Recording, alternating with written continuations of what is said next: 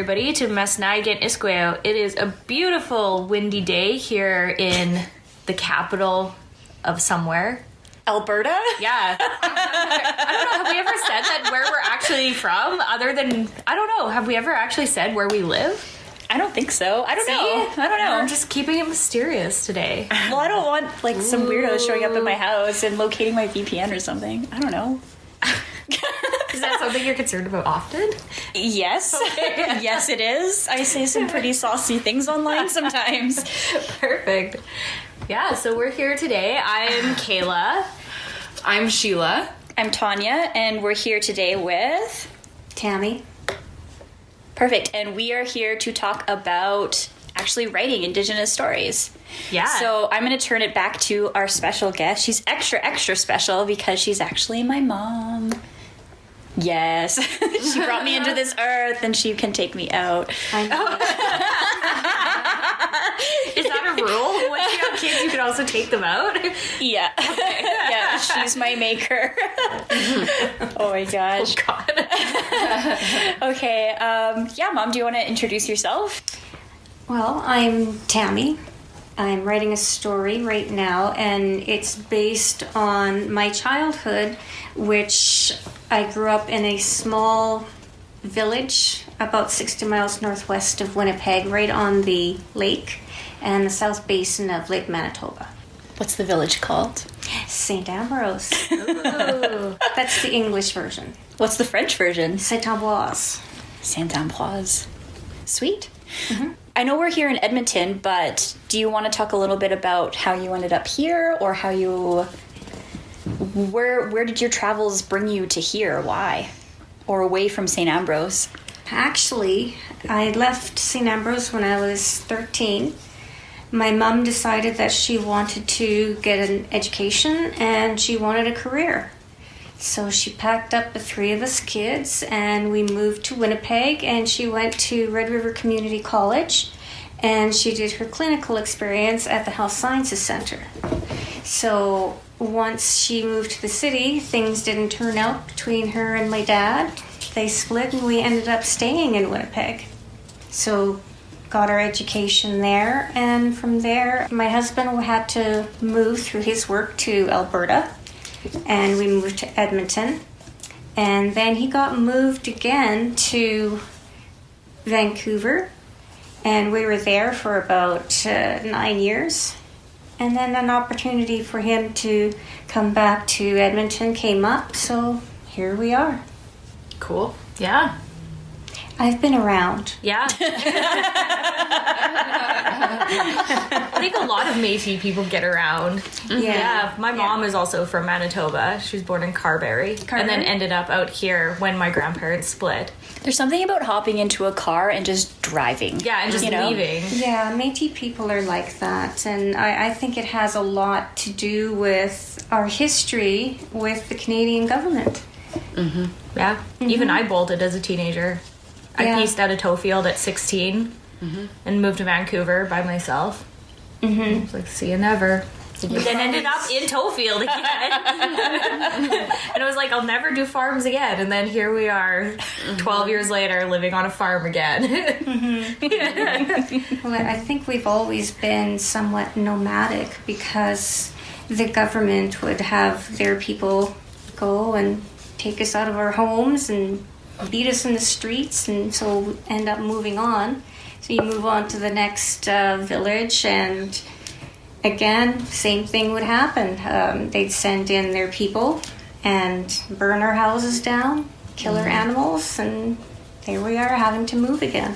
It's that John A. MacDonald. He's kind of a jerk. Oh, yeah. He's the worst. And he was a drunk. Like, who would elect a drunk to be our first prime minister?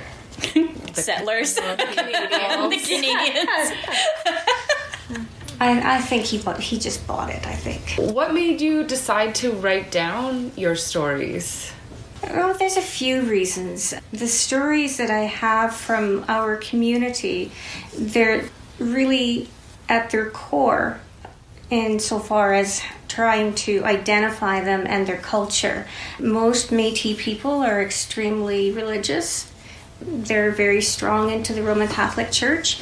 And the stories that we have are stories that in specific ways help encourage people to continue going to church and to lead that lifestyle by scaring them. Yeah. If you were to go to my village and ask people about the stories, they wouldn't talk to you. They don't talk about the many door anymore. My dad was a really good storyteller, and he believed every word that he spoke. So when he was telling you the stories, you believed every word that he said. That, of course, scared the crap out of a lot of the kids. and because the stories are more dealing with the devil rather than dealing with Christ, it's not something that they repeat. And I believe that the stories are starting to die out because the kids of my generation aren't talking about them because they grew up scared. Yeah. And it's almost taboo to talk about them. Would you be able to clarify, Mum, a little bit about... So it seems to me like your story is a mixture of, I guess, the more traditional stories, like the ghost stories that you just mentioned, and also personal narratives? Yeah. The story itself is based on my life in a small Métis village, tossed in with the religious aspect of how they live their life through their beliefs, and in essence how they live their lives. What did they do? What kind of work did they do? How did they interact with each other? That sort of thing. Like, you get a really good look into the life that we led. So has anyone else from your community written down any stories before? Has anyone else written anything about your community? In kind of a roundabout way. There is 2 stories out there. Anita Lavalley, she was a teacher within the St. Ambroise school system, and she wrote about the Bernier School, which is a school that was in our community. It was run by nuns. She talks about, how the classes were having to, bring water in and light the fires and things like that. And she talked about the student body itself and how many teachers they had. The highest number of children that we had was 32, I believe. So we had 2 classes in one room, basically. And she talked about the school and where it ended up. Pretty much that's it for her. Another gentleman, his name is George Fleury. He actually was from St. Madeleine, Manitoba. And he's part of our family, part of our village. And he and his family had property at the fort. George wrote his account of what happened to our people. We had this property at the Forks, right down by the Assiniboine River, and close to where the Forks met was where we had our properties. And of course, the Métis people at that time were pulled from their homes and beaten in the streets, and their animals were killed. So they moved on to a place called St. Madeleine. And they had been there for quite a while. What they like to do, the Métis people like to pick berries and prepare for the winter. They would gather foods and whatever they needed to last them throughout the winter. And that would take them away from their homes for, an extended period of time. Not just a week or 2 weeks, they'd be away for a couple of months. Mm-hmm. So they were away picking berries, and when they returned, all of their homes were burned down, all of their animals were dead. So the people that remained of that community just picked everything up that they had, which wasn't a whole lot, and they moved to St. Ambroise, which is still there now. So his story runs a little bit farther back than ours, but it explains where we came from and how we ended up where we are. Mm-hmm. So it seems like there's 2 individuals who wrote about the community before, but it doesn't seem like very many. Why do you think that there's only been a few people that have written about this history? Unfortunately, one of the things about the Métis people is the quality of education that they received. Even my own parents, my mom went up to grade 9, and later on in life she challenged and ended up getting her GED. My dad, his family was starving, so he had to quit school when he was in grade 3. And he was driving fence posts for a living at that age. Fortunately, a lot of the Métis people have that issue and being unable to complete their education or getting a poor quality education. By poor quality, I mean with the Bernier School, for example, we had nuns teaching the students. They were not equipped to teach. They did not have a teaching degree. They didn't have anything except a Bible.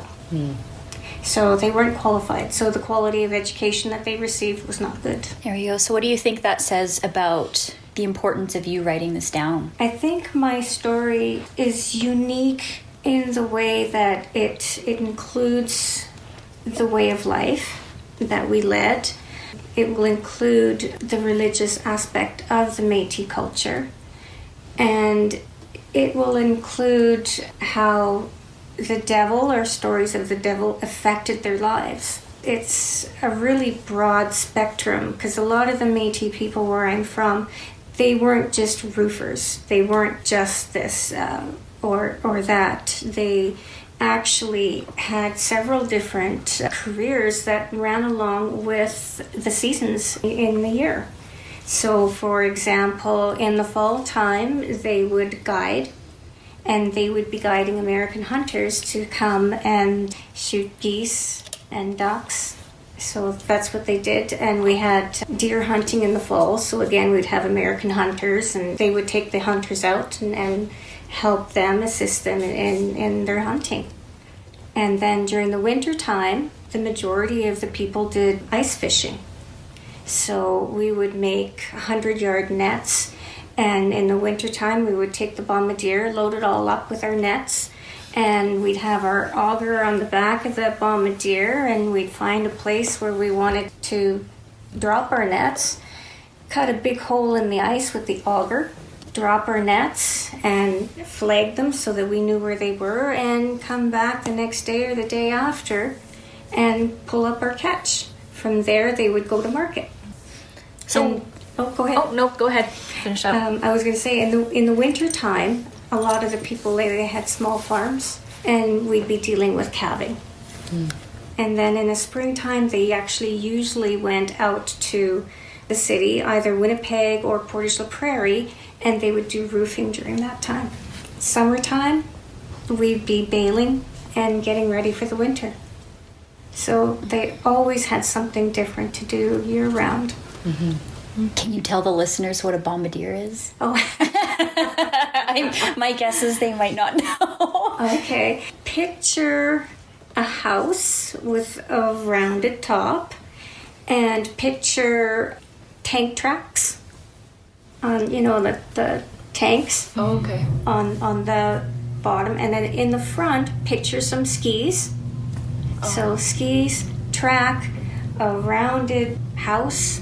That's what we would use to go out on the lake with. I've only seen one once before, but they're pretty cool. Yeah, they are pretty cool.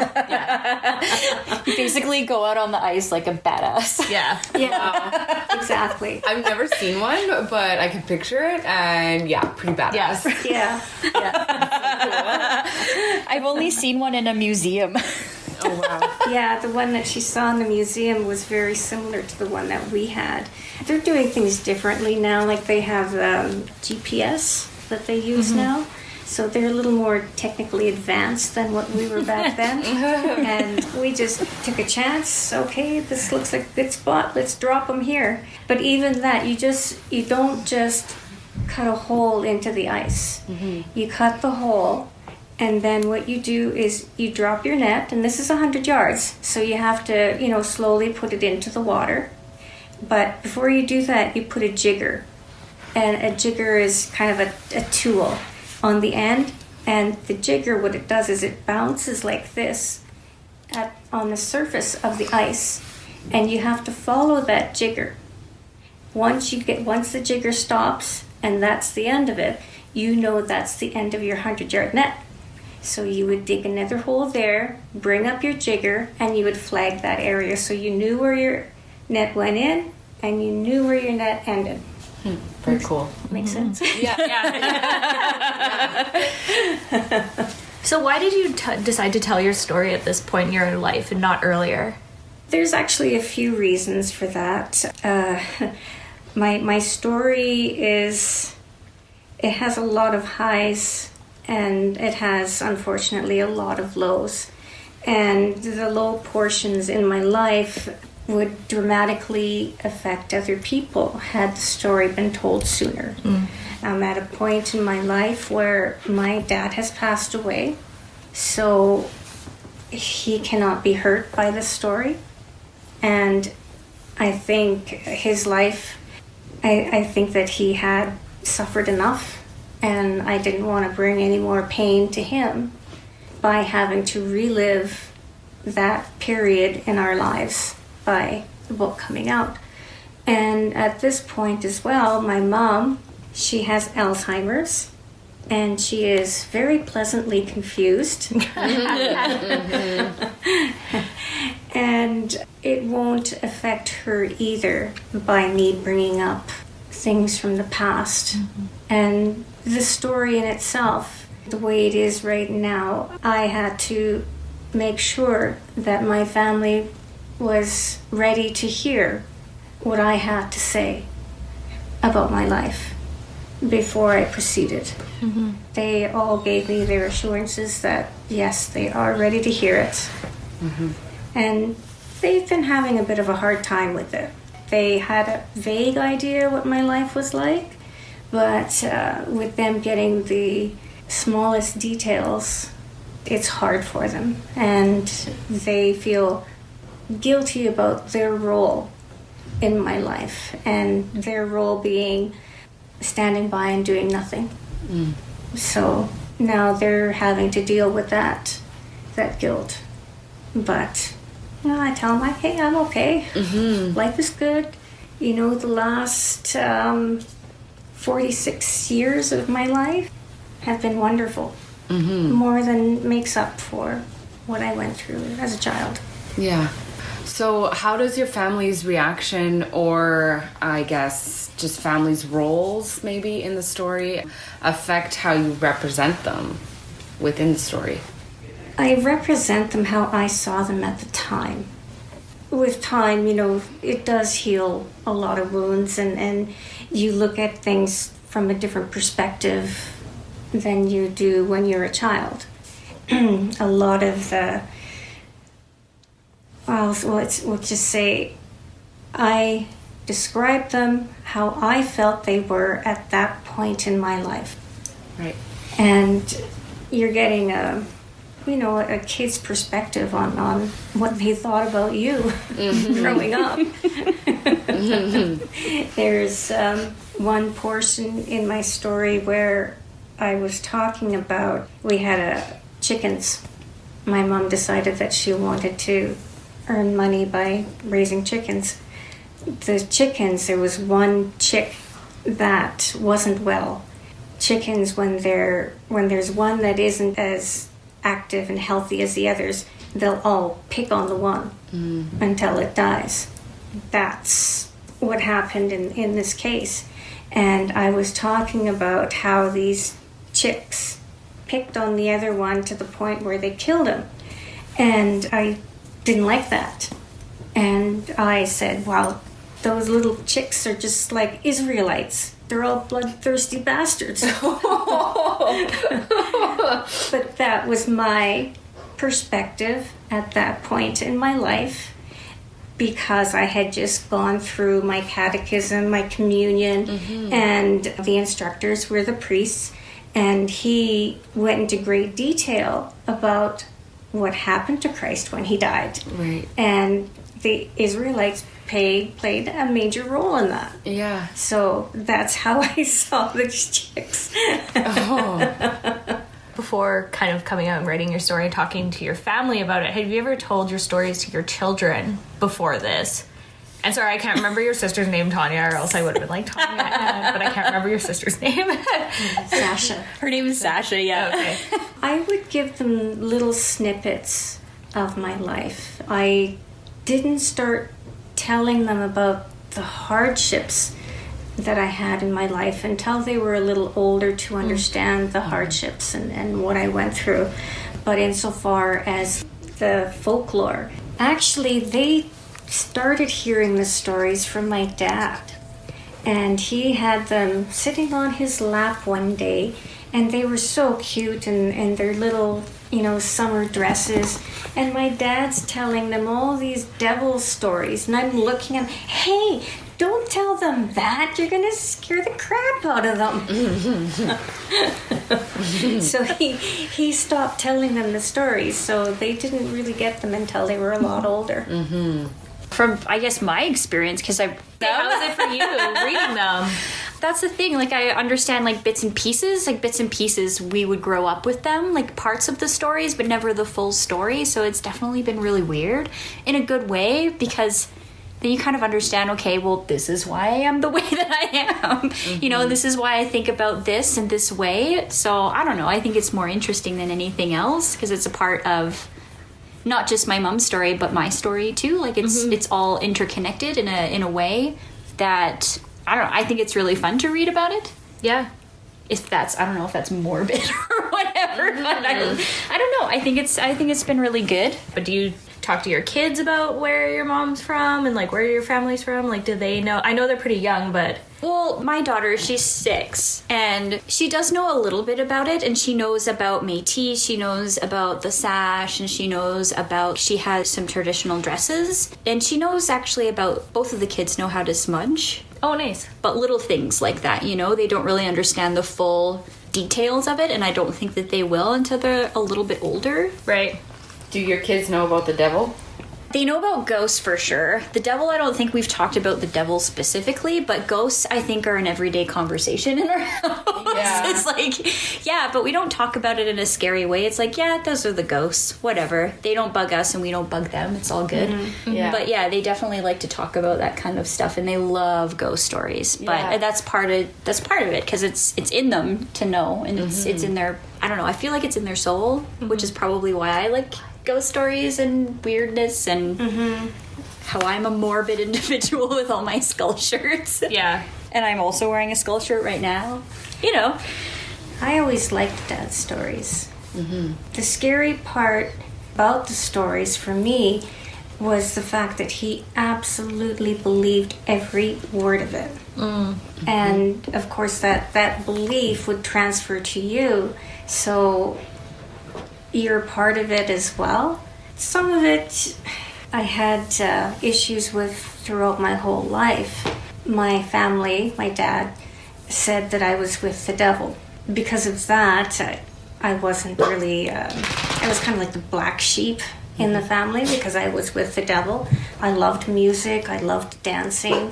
She's barking at the neighbor. Or a ghost. Or ghosts. Probably rabbits. Oh, the devil. My dad believed that I was with the devil. Devil needs a firm hand, I guess. And then because I was with the devil, he would tell me all the time that the devil likes to tickle the toes of bad kids in the night.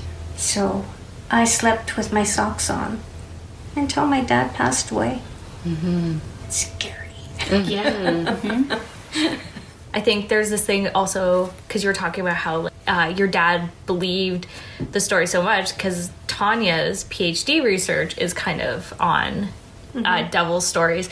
And the other day we were talking about how you can interpret things differently. We were having a good conversation about one of your stories about the horse's mane being tangled. Oh, yeah. Yeah, and how we all interpret that story as being different when reading it, and it got really interesting. Kayla has a very similar thought pattern to you, actually. Yeah. Would it be okay to talk a little bit about that story? Sure. Well, the story is called The Farmer, and the story starts out with a farmer who has prized horses, and he spends lots of time brushing the hair of the mane of the horses. And the priest would come in and kind of wave his finger at him, say, don't spend so much time with the horses. You're missing mass, you know, pointing at his, I don't know. I imagine him pointing at his wrist or whatever, but who knows? You're supposed to go to church on Sunday. Yeah, exactly. Why aren't you in church? And the farmer is like, nuts to that. I'm just going to keep brushing my horses, right? And as time goes by, he starts to notice that it's getting even harder to brush the mane. There's more and more knots in the mane, and it's taking him a lot longer to do it. And one of the days that he went to the stable to see the horses and to start brushing them out, he came across a monster character, like a monster, a horned beast, I guess is what it's called. A horned beast. A horned beast. And the horned beast, I mean, the story, when you tell it as a story, is definitely a lot more intense, but how it goes is he sees this horned beast tying knots in the horse's mane, and then it ends with him being scared. And the way that my grandpa used to tell it was, and the moral of the story is, go back to church, or you better be in church, you know? Yeah, but there's also pride mixed in with that story. You shouldn't be that prideful. When I read it, I saw it as being vain, but also that it's kind of the devil figure in the story is just playing on also our anxieties, because I'm the type of person that I like things to be perfect, especially things when it comes to like your hair or makeup, just outward appearance things. So if something was continuously messing with like my hair or my horse's hair, that would drive me nuts. And it would be like playing on my anxieties a lot of things being out of place or not perfect, whereas Tanya read it completely different. Yeah, well, when I think about brushing hair, I think about how I deal with anxiety, and a lot of that is petting my own dog, right? So I see the horses as much the same way. So you're petting the dog or petting the horse and going through it, and it's very calming. So for me, I don't know. I feel like the moral of the story is to reconnect with the animals and with nature, but I don't know. There's so many interpretations to that one story. Yeah, that's how I see it too. The church like separating people away from other creatures who are just as important, you know. Our horse kin, right? Important to like our livelihood. Yeah, a lot of the stories have to do with horses. Yeah. Even Mom's story, there's lots of animals in her stories that I've read. You have to think too that at the time when these stories were being told and when they were happening, population as a whole did not deal with mental health issues. They did not deal with stress. They did not deal with anxiety or depression. Things of that nature are 21st century issue. So for them at that point in time, it would have been about the devil. It would have been about pride. Yeah. I don't know. I think that's like the fascinating thing about stories, that you always get something different out of it. And no matter who tells it, just it can always be different. There we go. So, would you be able to talk to us, just going back to the book that you're writing, Mom? Would you be able to talk to us a little bit about your writing process and how you decided to start writing the story? Well, I actually started writing this story about 2 years ago. I have a unusual sense of humor, and I was writing the story on more of a funny type of note, and I had gone through several chapters in the writing, and I looked at it one day and I went, okay, you know what, I don't like this. This isn't the way I want to approach it. This isn't what I want to portray. So I scrapped it. I was having a hard time deciding, okay, am I going to do things chronologically? How am I going to start this story? And of course, I was stuck on that for a while. And then I was in Winnipeg. My sister and I decided to go see a seer. And I had never met this lady, and she didn't know anything about me. And she was telling me that I needed to write. And I needed whatever came into my head to just write it down. And don't stop writing, just continue writing it down. Don't worry about having an order to it or anything like that. Just write. So I took her advice and I just wrote. and I'm gonna put it together later.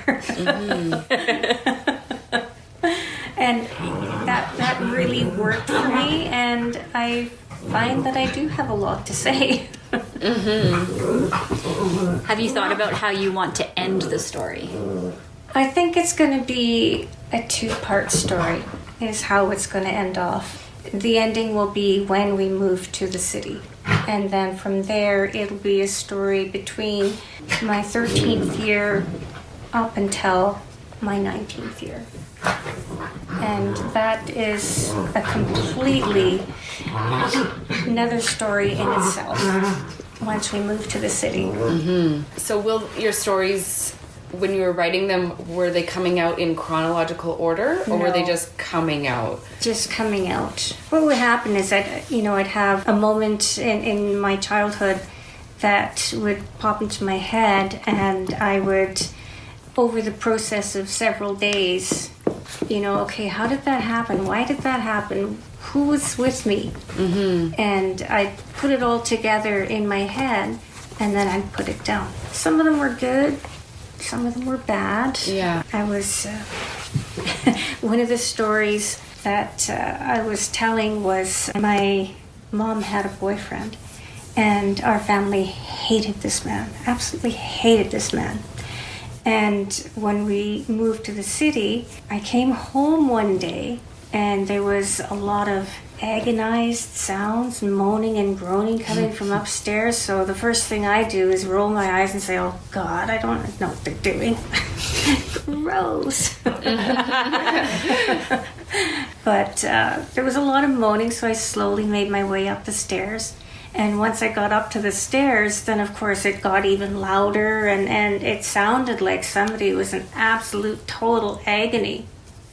So I kind of tiptoed up to the door and just stood on the outside, and I was trying to, okay, I don't want to catch them in bed. Anyway, so I was kind of, but at the same time, the moaning and groaning, and I just kind of peeked over to the edge, and I could see these feet, and they were just cringing. They're working their way up, just like spastic. It looked like it really hurt. So then there was more moaning and just yelling kind of thing. So I couldn't handle it anymore. I decided, you know what, I gotta go see what's going on. I stepped in, and my mom's boyfriend was in just agony, like he was doubled over in pain. I thought that he was having a baby. Like the pain was coming in waves. He was beet red, and he was just holding himself. He was in so much pain. And then my mom looked at me and she said, he has kidney stones. And I went, oh. Yeah.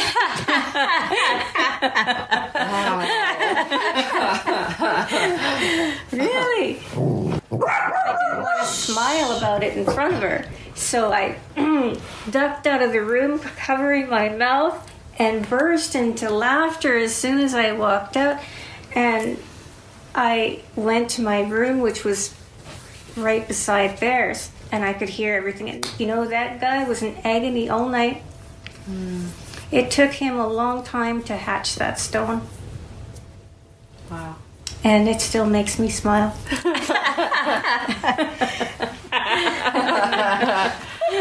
And it looks really bad because somebody's telling me, I had a kidney stone, and I look at them Right. with a big smile on my face. They think that I'm being mean. I'm there, well, you have to understand why I find that funny. Yeah. And my sister, same thing. The two of us just laid in our beds, back, totally relaxed, listening every time he had a wave. It was a good day. So do you think any of your siblings will ever write down their stories or help you with maybe like another book in the future? My sister has been helping me with some of the facts. Okay. Okay, timeline.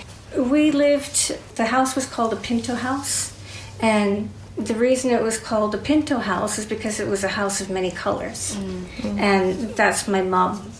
So the people in the village named it the Pinto house. We lived there for a time, and then we moved to the Lambert house. So we stayed there for about a year. Then we moved back to the Pinto house, and then we finally, once the house was moved back into the Lambert house because it was moved to the front of our property, right off the main road. So it's okay. This happened when we were at the Pinto house. Was it the first time, the second time? So she helps me sort that out. Right. So that helps a lot too. Does she ever have a say, Mom, on how you represent her? Does she ever get mad at you for that? I sent her a chapter that I had done a few weeks ago, and the chapter is called Belle. And it's all about her and what happened with her and how what was going on with me affected her life. She was just as traumatized as I was, just seeing some of the things that were going on. We talked about how she was actually put in the hospital as a toddler. I think she was around 4 at the time, because she was having so much difficulty dealing with our life that she couldn't deal with it. And she was having nightmares and she was sleepwalking, and so she ended up going into the hospital for a while for that. When she came back, she was different. She was able to stand up on her own, and she actually is really good about standing up for herself now and more able to cope. My brother, on the other hand, I don't tell him what I'm up to. Why not?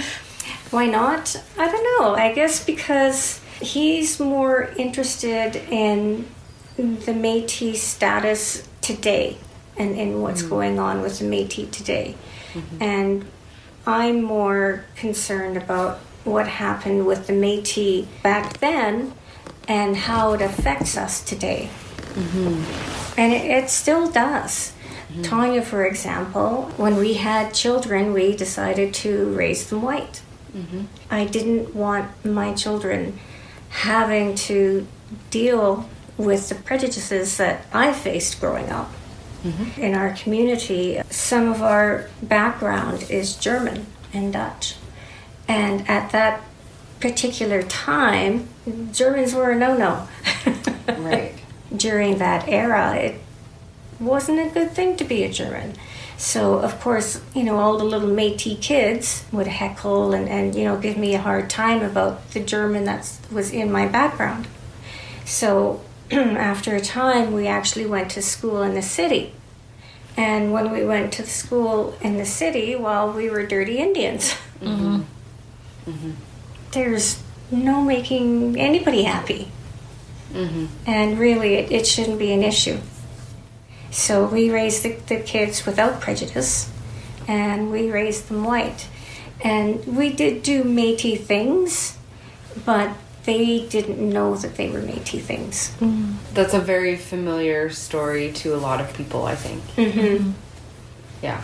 Yeah, and of course, when Tanya self-identified, now she's getting a lot of racism. Unfortunately, people are still like that. We're in the 21st century. Come on. Get with the program. Yeah, exactly. The face of Canada is changing. You need to grow with it. Yeah, and just because I saw him poking his head around the corner a few times, how does your husband feel about you writing down your stories?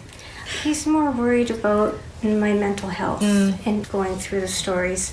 Some of the chapters that I write, I'm just sobbing my heart out and can barely talk, and I'm typing and I'm crying all over my keyboard. But I think that if you're putting your heart into your story, people will listen to you when it comes from your heart. You talked a lot about what your story is about and your process of writing. Would you be able to tell us, Mom, if you have, I guess, a favorite story so far, or maybe one that you haven't written about that you're looking forward to? Or is it the kidney stones? To be perfectly honest, there's 2 sections that I've written so far that really make me smile. And the first one is the kidney stone. And the second one, I probably shouldn't tell this, my mom had a beach party and my dad wasn't there. We were there. And there was a lot of people, and her boyfriend was there, and her boyfriend's family was there. Anyway, boyfriend he had a little bit too much to drink. And the beaches that are in St. Ambroise, we get a lot of sandbars. So it'll be deep. You hit a sandbar where it's only ankle deep. And, you can be a mile out and still only have the water up to your ankles. So anyway, her boyfriend was out on the water. He's actually quite far out. He was drinking a beer. And he was just kind of walking the sandbar and enjoying his beer. Then my sister was sitting on the shoreline watching him. Like, she had just a straight line view of what he was doing. So she was watching him walk back and forth on the sandbar. And then she said that he took a step and he disappeared. And she said all you could see was his beer. So he's in the water, drowning, but he's making sure that he's saving his beer. So he's got his beer bottle above the water line, and she's watching him, and he's down there, and she's still watching him. All she sees is the beer bottle and his hand. He's not coming up, and she's looking around. Anybody else see him? Well, maybe not. That's okay. So he's under the water and he's not coming up. And she's waiting. And waiting. I guess he's not going to come up. So she was enjoying watching him drown.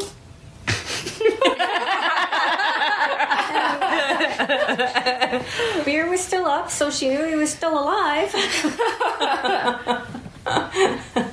And I guess one of his brothers had seen him go down. His brothers ran out and pulled him out of the water. We kind of like to laugh at that. Wow. Damn, just another minute.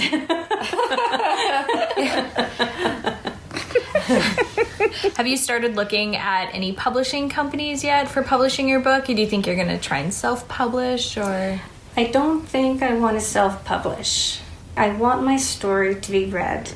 And I think if I self-publish, then I won't be able to get it out to the amount of people that I want to read it. Mm-hmm. I want people to be able to know what Métis life was like and what my life was like, and what effects people had, like what affected them insofar as religion, and what the nuns did to the kids that were in school, how it affected them and how it affected the families, and on and on. There's repercussions for everything, and sometimes people live with those all of their lives, and then it becomes a cycle and it doesn't get better. Mm-hmm. So that being said, I don't know if a publishing company would be interested in my story. I'm hoping that perhaps the Indigenous publishers would be interested in my story and publish that way. I thought about perhaps the U of A maybe wanting to publish it as well, but I have to finish it first. Yeah. Fair enough. Yeah. So who do you want to read the book? Do you have an audience in mind? Actually, I'm hoping that white people will read it, because I want them to know that the Métis people and the Indigenous people aren't like that because they wanted to be like that. They have themselves in a cycle from something that happened hundreds of years ago, and they have no idea how to get themselves out of it. And the public in general, I find, is still extremely racist against the Indigenous group. And it's not fair. They've been judged harshly. And because they're judged so harshly, they're having a hard time to heal and move on with their lives. It's very true. And really, the white people need to stop, take a moment, put yourself in that position. And how do you think you'll be? Do you think that you're going to be a well-balanced individual after that? I don't think so. Yeah. So I think I'm hoping it would be a good lesson. So you're thinking it might get a lot of empathy. Yeah, I think so. More understanding, I'm hoping. You know, don't judge people until you've been able to see their story, know their story, and be able to put yourself in that position. And, okay, well, maybe they're like that for a reason. What can we do to help? Yeah, that's fair. So, speaking of helping, I know that this podcast is about writing, editing, and publishing. I know that you're, I guess I would, if I had to label you, say an emerging author. If there are any young people out there that are listening to this, what kind of advice could you give them? Or anybody, not just young people. All people. That might want to be sharing their stories. That's true. I think they have to write from the heart, you know, whatever moves them to create.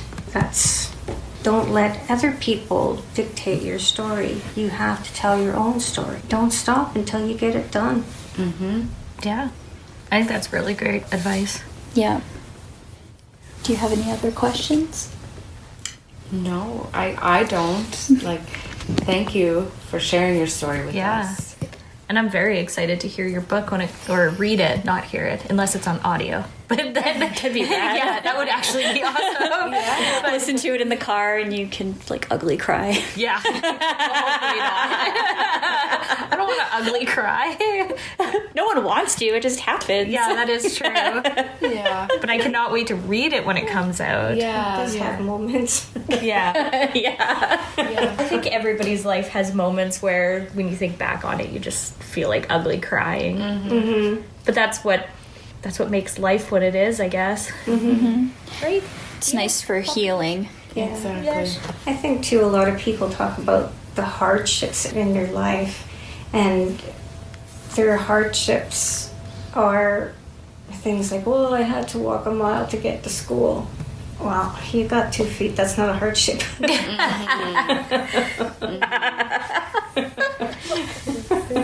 That's hilarious. Well, it's not. It's true. Hardship is, were you starving? Did you have to go hunt for your own food? Were you, beaten? Were you mentally abused? Like, what did you live through? That's hardship. Do you have any other things that you wanted to say about your book? I don't think so. Do you have a title for it yet? No, my No. original title was going to be I Hate Zinnias. Can you tell us why? My mom loves zinnias. And my mom used to make me look after her zinnias all the time. Oh. Yeah. I don't know. I don't want to go the typical Aboriginal title. I want something that's going to reflect more me. So, still a work in process thinking about it. I don't know. And I'm afraid right now that if I label it, it might change the outcome of the book. Yeah. I'd keep it open. Publisher might change your title anyway. Yeah, that's true. Really? They do that? They do that. They do. Why? I don't know. Yes, well, you'll have to cross that road when you get to it. Well, that's assuming that somebody's interested in publishing it. You never know. Yeah, you never know. I'm not counting on it because, well, why would you? Yeah. Exactly. You write because you have a story to tell. Yeah. It's not necessarily to get out there and change other people's lives. Yep. She's finally being nice to you. Yes, Yeah, she is. She is. I'm petting her now. Yeah, for all the listeners, we've been accompanied by dogs today. So we have 2 other special guests that are making this an extra special podcast. We're just petting them. Like Yes. we're having pet therapy at the same time as doing podcasts today. So yeah. All right. Well, then I guess I will take this opportunity to thank you for joining us on the podcast, Mom. Well, thanks for having me. Yeah, thank you very much. No yes, problem. thank you. Until next time.